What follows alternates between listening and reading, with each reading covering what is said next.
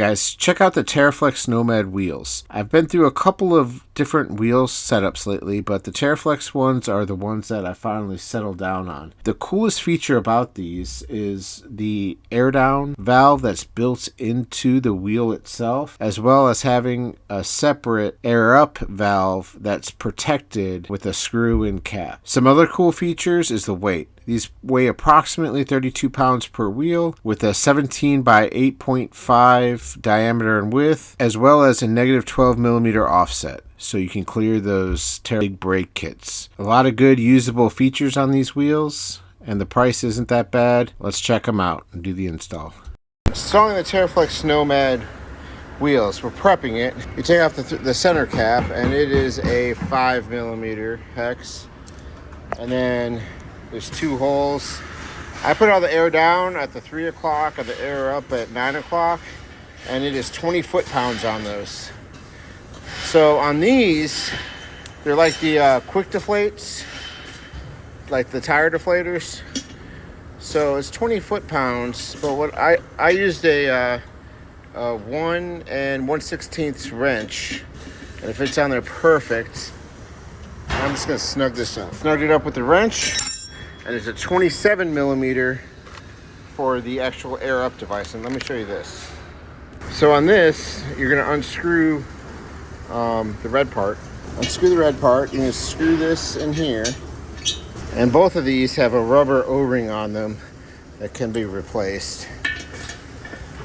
But this is gonna be 20 foot-pounds at a 27 millimeter socket. All right, side quest. You're gonna need locking spline lug nuts. So they do come with a key, and these are the Gorilla brand. Link in the description below. But you do need the skinny ones for these wheels. So I am transferring over my TPMS sensors. So you do need to get the longer ones. I found work best, and I found that if you spray them with silicone spray, they go in a lot easier.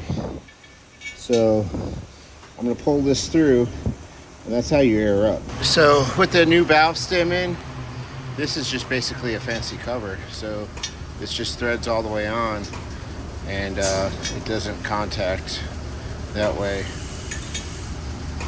What's nice about these too, once you have the rock protectors on, you can just kind of set it right here when you're airing up and down, so you don't lose it, and it'll stay in here. Other than that, to adjust the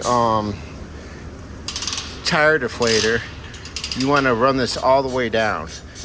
Run this all the way down until it bottoms out, and that's 17 psi. If you want to air down lower than 17 psi, you start backing it out.